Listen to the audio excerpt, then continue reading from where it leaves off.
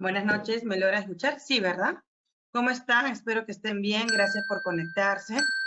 He tenido un percance en mi internet, mi estabilidad de internet, pero bueno, ya se ha dado solución. Hoy es nuestra última clase. Bajo las sesiones que yo he venido dictando en este módulo, pero todavía ustedes están en la mitad del curso, ¿no? El diplomado. Entiendo que todavía van a continuar y esto va a ser aplicable para lo que es justamente con la doctora Lortegui, ¿no? Que es la segunda parte.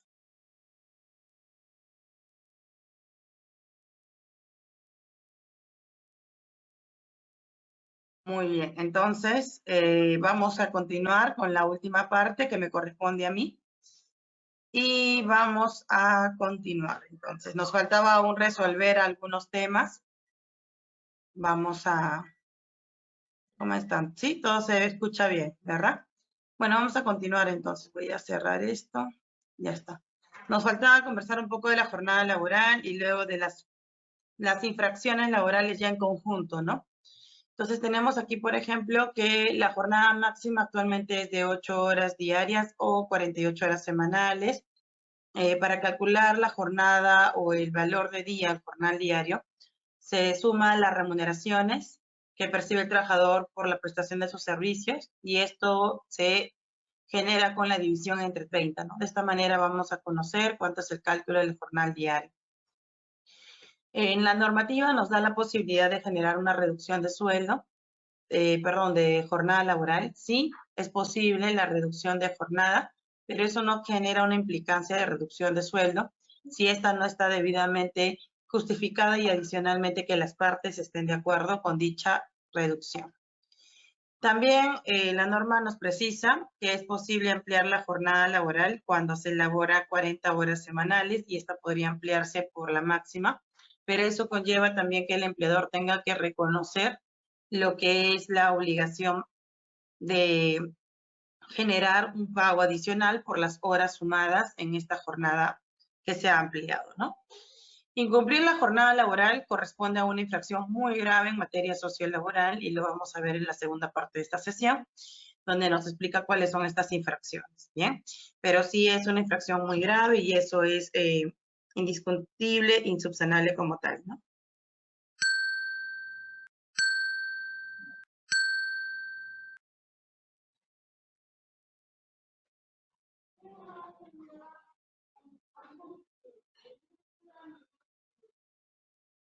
Bien, entonces esto es en cuanto al tema de la jornada máxima. Tipo de jornada de trabajo. Bueno, tenemos jornada máxima legal que se rigen por las topes antes indicadas de 8 horas diarias o 48 horas semanales. A ver, un momento, por favor, voy a detener el ruido.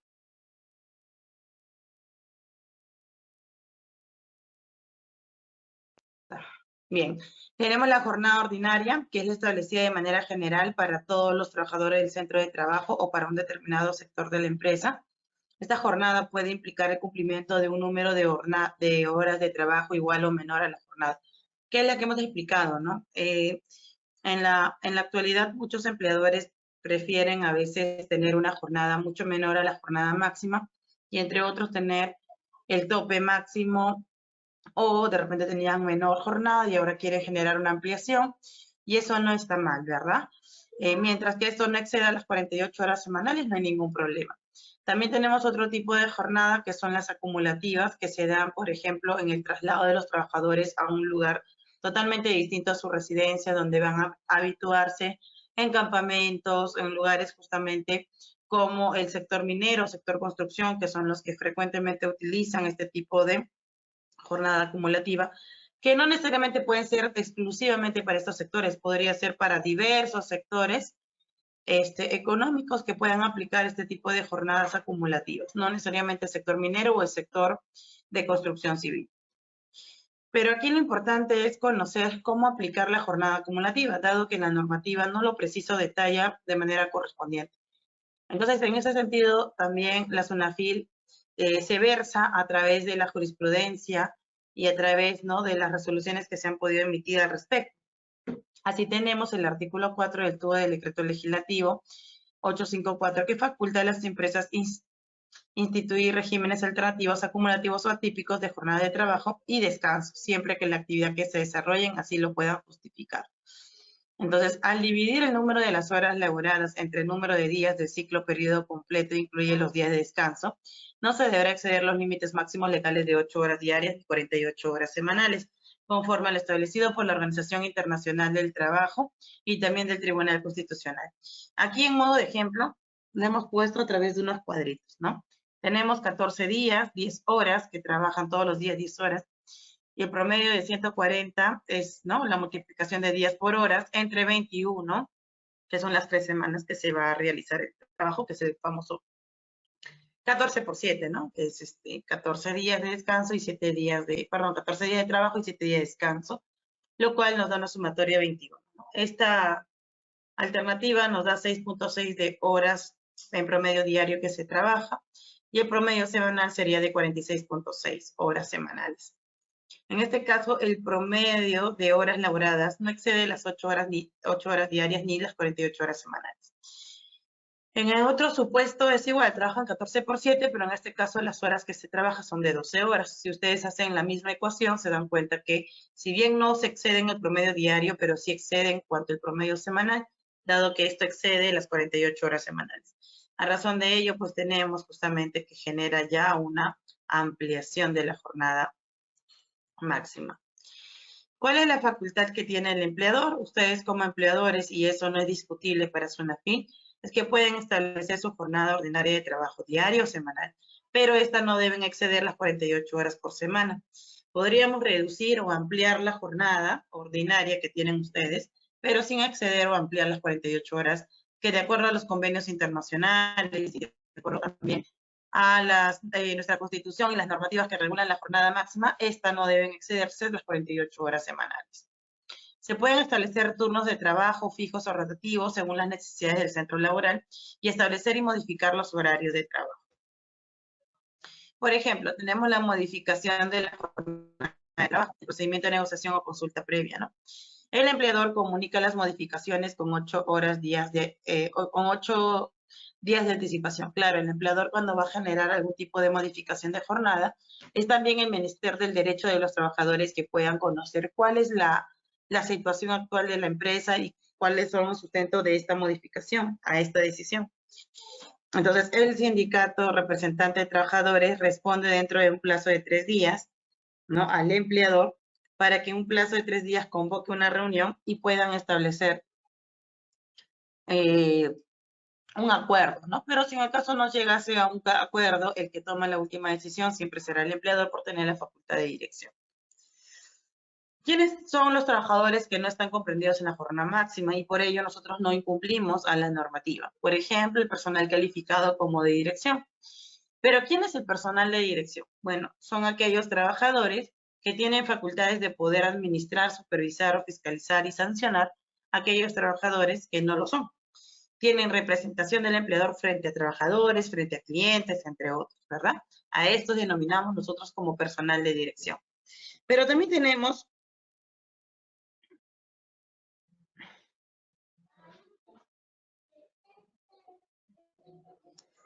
también lo que es el personal de confianza no sujeto a fiscalización inmediata.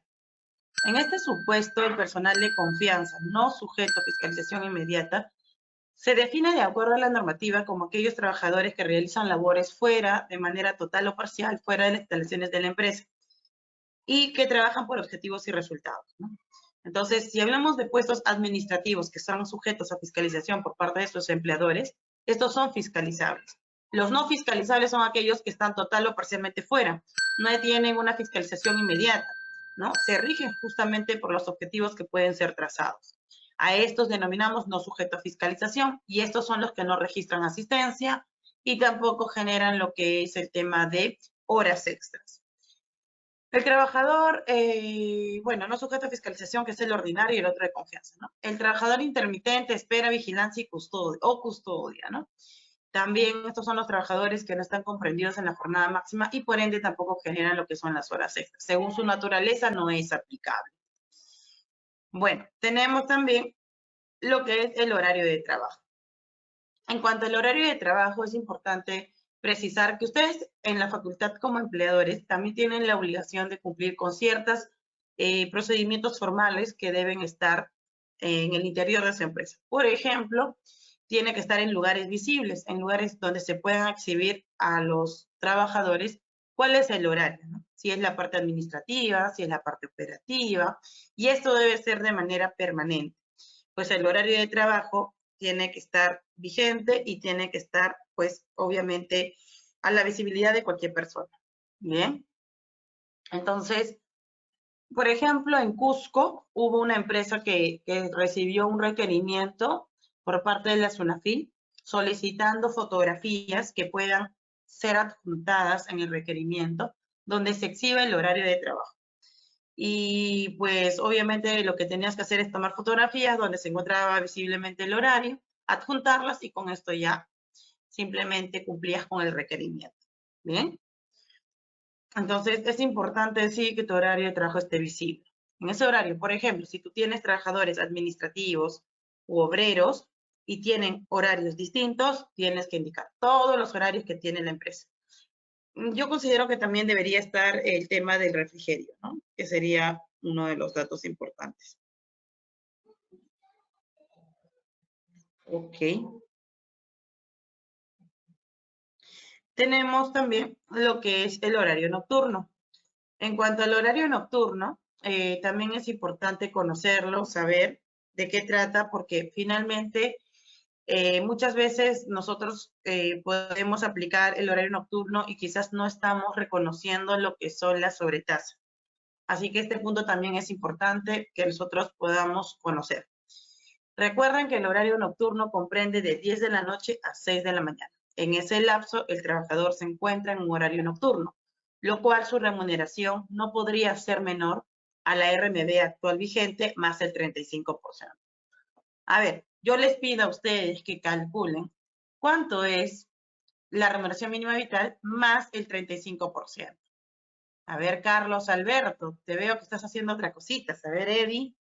Javier, Verónica también, ya no la veo conectada. Rosa, Richard, Olenka, Margot, Luis, Liliana, Javier. Les pregunto entonces, ¿cuánto es lo que aplicaríamos para el pago de la sobretasa, el 35%, a la RMB, el total? ¿Cuánto es lo que yo debería pagar? A ver, por favor, si pueden ir respondiendo, les voy a dar unos tiempitos para que puedan responder. ¿Cómo están? Buenas noches. No se me distraigan. Recuerden que hoy es nuestro último día de clase.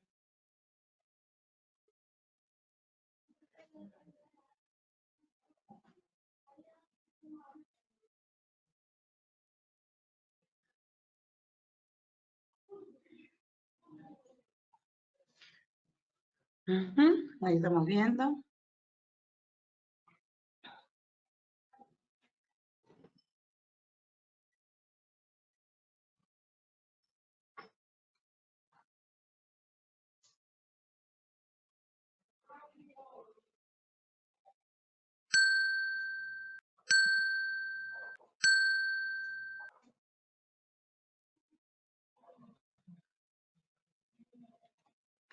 Muy bien, sería el 2025 más el 35% que Liliana bien nos ha disgregado, ¿no? Que sería 358.75 y la sumatoria, como indica Javier, Alex, Carlos y Cesli, es de 1.383.75. Entonces, efectivamente, un trabajador cuando labora de 10 de la noche a 6 de la mañana, tu obligación como empleador es que el trabajador o trabajadora que esté en este horario, su remuneración no podría ser menor a 1.383.75. Pero muchas veces también puede pasar que la jornada puede ser de manera mixta, ingresar en un horario diurno para posteriormente culminar en un horario nocturno. Bajo ese supuesto, lo correcto que debemos hacer es realizar lo que es disgregar, ¿no?, la operación en cuanto a lo que corresponde el pago en el horario diurno, según la remuneración que percibe, y en el horario nocturno sería en proporción a la remuneración nocturna, ¿no? tendrían ustedes de repente, bueno, no sé si me deja entender, pero recuerden que el horario nocturno es de 10 de la noche a 6 de la mañana. En ese lapso no puede ganar menos de 1.383.75. Pero si hay un mixto de horario, donde hay diurno y nocturno, tendríamos que disgregar y de manera proporcional pagarle lo que corresponde. Si tengo aquí personas que son de la microempresa, el tema del horario nocturno no comprende para este régimen laboral especial, salvo que sea, pues, bueno, si es habitual o frecuente, no corresponderá. Si es de manera no tan frecuente, no es permanente, en ese aspecto sí aplicaría. En el caso de la pequeña empresa sí aplica. Desde que hacen horario nocturno ya le corresponde lo que es el tema del pago de remuneración de trabajadores en el horario nocturno, ¿no? Con su sobretasa aplicable. Muy bien, entonces eso es lo que tenemos en el horario nocturno. Y si nosotros no cumplimos con los pagos correspondientes, a pesar de que el trabajador tiene derecho a acceder a esto, pues también incurrimos en infracción. Bueno, en cuanto al refrigerio, a mí me parece que es un tema también interesante porque es de las preguntas mucho más frecuentes que recibo siempre y considero que en particular sí amerita, si tenemos dudas, consultas, poder desarrollarlos. Hasta este punto, ¿tienen alguna pregunta de lo que hemos conversado? Jornada, horario, horario nocturno. ¿Alguna pregunta, alguna duda, por favor, para poder responder? Doctora, una consulta. Dime. En el caso que un trabajador rote de una semana amanecida, otro día, así, en ese caso, se le paga de manera proporcionada, ¿no? Esa sobretasa, ¿no? Del 35%. ¿Cómo? No te entendí bien con tu pregunta. ¿Qué es lo que quieres hacer? ¿Un acuerdo, dices? No. O sea, obviamente, si un trabajador trabajaría de manera permanente, amanecida, Ya, se tiene que darle esa sobretasa, ¿no? Del claro, sí. 35%, ¿no? Pero Ujú. Pero ahora, si que alterna, rota tanto de día y de noche, en ese caso se le pagaría de manera proporcional Claro, de a manera los días, proporcional, ¿no? ¿no? A Ujú. los días trabajados de Claro. manera amanecida. Sí, claro, debería ser de manera proporcional. Solo si ganan menos de 1.383, porque si ganan, imagínate, 2.000 soles, ya no es aplicable el 35%, solamente para Ah, aquellos claro. trabajadores que ganan entre 1.025 a 1.383.75. Más allá de las políticas o políticas que tenga la empresa que por título de liberalidad quieran otorgar como incentivo una compensación por el horario nocturno, ¿no? Pero eso está bajo en manos de los empleadores. Hilberto dice, y en caso de 28 por 7, bueno, en realidad bajo mi perspectiva, Hilberto, el 28 por 7 es ilegal, porque como hemos explicado aquí en una ecuación, ese superaría mucho más a las 48 horas y tampoco el 30%. Así que hay que revisar muy bien cómo están aplicando el tema de la jornada acumulativa porque pueden recaer en temas de Doctora, infracciones. pero en este caso el empleador no puede acreditar que le está pagando esa, o sea, si, bueno, de 48 a 56 horas son 8 horas de diferencia. En ese caso, esas horas, ¿cómo pasan? ¿Ser horas extras? Sí, las horas extras sí es viable, pero cuando son muy frecuentes y no son excepcionales, para el inspector o el ojo de inspector o del juez también, es que esto sea formar parte de la jornada laboral. Entonces, podrías hacer horas extras, sí, pero imagínate que el trabajador viene 3, 5 años trabajando de esta manera, entonces ya no estamos hablando de horas extras. Lo más probable es que estamos hablando de que forma parte de su jornada laboral. Entonces ahí Y estamos una frente a una consulta. infracción. Ujú. Entonces, Dime. los trabajadores que trabajan en vigilancia, en Prosegur, Liderman, yo he tenido compañeros que trabajan 12 horas diarias y eso sobrepasan las 48 horas. Por supuesto, y son las empresas más sancionadas. Si es que tú ves las resoluciones Ah, del tribunal, son las más sancionadas. Ahí lo ideal es que lo que pasa es que hay varias cosas que uno lo puede ver desde la perspectiva de la zona filo, pues, y otro en la realidad lo que ocurre con esas empresas. Para empezar, estas empresas que son de vigilancia, espera que es Prosegur, Hermes, G4S, Liderman, no sé, y debe haber una lista grande de empresas que se dedican a este tema de seguridad. ocurre que, bueno, para el tema de selección, a veces es un poco complicado contar con este tipo de personal, porque primero necesitas personal que esté preparado, que sepa uso de armas. Claro que a veces creo que ellos también los capacitan, ¿no? Y hacen toda la gestión con su CAME para el uso de armas. Pero también por el nivel de estrés de ese trabajo, suele pasar que existe mucha rotación. Entonces, bueno, rotación para una empresa de seguridad que cuida bancos, que cuida los valores, que transporta los valores, es muy complicado. Entonces, cuando se va su personal, yo lo estoy hablando de la perspectiva de ellos, porque yo he trabajado en algún momento en una empresa de transporte y eso es problemática en el caso de ellos. Ellos quisieran cumplir con la normativa, pero justamente por la alta rotación, que en cualquier momento ellos programan por ejemplo, programan que el trabajador, ¿no? Va a entrar un turno, luego entra el relevo y así, ¿no? Porque ellos trabajan casi 24 horas. Entonces, pasa de que como hay una alta rotación, se quedan sin gente. Es como que yo voy a creer que a las 10 de la noche va a venir mi relevo y nunca aparece. Entonces la empresa obliga a la persona que está en ese momento que se tiene que quedar, porque ¿quién más lo puede suplir si en ese momento de repente no puede irse, no pueden dejar descuidado pues a sus clientes, yo me imagino, ¿no? Entonces, eso es lo que suele pasar, que se quedan sin personal o a veces están las malas programaciones. Doctora, pero Entonces, por el todo mismo esto hecho, me parece un tema muy rotativo. Sí, bien. sí, pero, o sea, si bien es cierto que esas empresas tienen alta rotación de personal, pero la causante es porque trabajan 12 horas, o sea, y el cuerpo a veces Sí, no les por el da tema y del, renuncian, sí, se salen, ¿no? porque, sí, porque por el tema del dinero, hasta donde yo en su momento trabajé, ellos tenían muchos incentivos.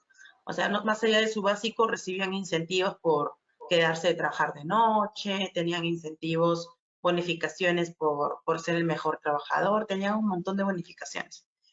Pero sí, recuerdo que cuando realicé un proyecto en una de esas empresas de cuáles eran los motivos o las causas más frecuentes de la rotación en esa área, bueno, en esa área y en otras áreas específicas, más en la parte operativa, era por el tema de la jornada, porque era muy pesada, y además no es conveniente para esas empresas tener trabajadores cansados, porque usan arma. En un momento de no descanso, obviamente puede jugarnos una mala pasada a la mente, ¿no? Entonces, esta era la alta del tema de la jornada laboral, el tema del sueldo, ¿no? Que eran los factores por el cual muchos de ellos renunciaban. No se iban porque los despedían. La mayoría va por renuncia, porque el nivel de estrés, el nivel de situaciones que de repente no están preparados. Y otros también recuerdo que se hizo también de manera interna porque ingresaban, porque de esta manera la empresa, que es una empresa ya de respaldo, pues les tramitaba todo lo que es la licencia de portar arma. Entonces, de esa manera luego renunciaban cuando ya tenían esta licencia para ya luego presentarse como guardaespaldas, choferes con armas, ¿no? Para empresarios. Entonces, genera también un gran sobrecosto para las empresas. Pero bueno, lo que yo iba es que sí, pues estas empresas de seguridad, esa perspectiva les estoy contando desde mi experiencia porque trabajé en algún momento en ese tipo de actividad, pero desde el enfoque de Sunafil y el juez no lo va a ver de esa manera, porque de todas maneras, para el juez, las normativas son pro trabajadores, vela por el bienestar del trabajador y no solamente por el cumplimiento normativo en temas laborales, sino por el tema de cumplimiento de seguridad y salud en el trabajo, ¿no? Porque son puestos de alto riesgo, ¿no? Que están como peligros y riesgos a la exposición. Entonces, necesitan el descanso. Y las horas extras, por más que les paguen las horas extras, sea una empresa que todo les pueda pagar, no minimiza o omite el tema del cumplimiento de la jornada máxima. Entonces, las empresas que suelen ser más multadas son estas empresas que ustedes acaban de comentar, que son las de transportes y valores o seguridad, las del call center, que también es otra de los rubros o actividades que más generan incumplimiento por el tema de que no cuentan con la jornada, o sea, no cumplen con la jornada máxima, ¿no? La demanda de repente es mucho mayor. Luego recuerdo esas dos y bueno, esas son básicamente riesgos, ¿no? De otras actividades, pero para generalizar una actividad, esas son las más frecuentes. pero no necesariamente porque la de la empresa de seguridad veamos que trabajan 12 horas significa que esté bien. Van a haber muchas cosas que empresas grandes de nombre estén haciendo y ustedes saben que no está bien, pero no significa que porque lo hacen es que cambió la ley o de repente hay algo adicional o especial para ellas. No necesariamente, ¿no? Pues va a depender mucho del rubro, la actividad que se pueda dar. Así que, bueno, eso es lo que está pasando, ¿no? Ahora, la jornada máxima, el poder incumplir la jornada máxima, continuando hablando sobre estos temas, es un tipo de infracción muy grave que es insubsanable. No hay posibilidad de poder subsanar, que me arrepiento, no lo vuelvo a hacer. Es insubsanable y por donde lo veas, esto culmina en una infracción muy grave. Bien, más allá de la excusa, justificación que pretendamos realizar, el hecho de que paremos horas extras no te respalda en nada, justifica en nada por utilizar de manera permanente el exceso de la jornada máxima. Se puede entender las horas extras como algo esporádico, no común, no diario, no siempre. Bien, o sea, no es que no puedas hacer horas extras, sí las puedes hacer, pero esas tienen que ser pues de manera esporádicas, no frecuentes, no regulares, porque si no, desnaturalizamos dicha figura. Si se hace horas extras alargando su horario nocturno, se consideran las horas extras con el 35% y ya no desde el 25%. No, lo que pasa es, Leslie, que el orden para el tema de la sobretasa de las horas extras siempre va a ser las 2 primeras horas al 25%. Ya a partir de la tercera hora en adelante estamos en una aplicación del 35%. Más allá que inicie las horas extras entre las 12 a 2 de la tarde o de 2 a 3 de la tarde, más allá de eso. De 12 a 2 de la madrugada o de 2 a 3 de la mañana, ¿no? Pero el orden del tema de las horas extras siempre va a ser las 2 primeras al 25 y la tercera hora al 35. Ahora, ¿cuál vas a aplicar sobre tasa? La vas a aplicar de acuerdo a la jornada, de acuerdo a la remuneración que está percibiendo, si es la diurna o es la nocturna. Ya esa es la que tú vas a tener que calcular para saber cuánto vale el tema de las horas extras. Hola, Carlos, ¿quieres comentar algo? Sí, bueno, aparte del tema que se comentó de las horas extras del 25 o 35%, hay también, si no me recuerdo, hay un caso o un contexto donde la hora extra vale el 100%. Me pareció haber leído un texto de ¿Cómo? ¿Al eso. 50, al 5%, al No, 50%? no, o sea, hay un contexto, tiene que pasar algo para que una hora extra sea considerado como el 100%, o esto es Eso es falso. cuando es no voluntario. Eso es cuando es no voluntario. ¿Qué quiere decir? Por ejemplo, que las horas extras han sido de manera obligadas. Tú no quieres hacer horas extras, porque la norma dice que las horas extras tienen que ser una de las condiciones de manera voluntaria de la persona que lo va a realizar y la persona que va a otorgar. Tiene que ser de manera voluntaria. Si en caso Correcto. no se genera la voluntad del trabajador, por ejemplo, ¿no? ¿A qué me refiero a la voluntad? Imagínate que yo te digo, hoy día te quedas haciendo horas extras porque tenemos un tema de producción o tenemos que mañana presentar un informe a primera hora, qué sé yo. Tú me dices, no puedo, tengo un tema personal, aunque no me sustentes, en realidad no tengo por qué sustentar. Yo como trabajador no tengo por qué sustentarte, qué es lo que voy a hacer con mi vida personal después de terminar la jornada laboral. Así me lo sustentes o no me lo sustentes, el hecho que tú no quieras, yo no te puedo obligar. Ahora, ¿cómo obligan las empresas? Una forma de obligar es que cierre la puerta con llave y no te deje salir. Y te digo, quédate y haz tus horas extras. Yo abriré cuando ya termines. Eso ya es fuera de tu voluntad.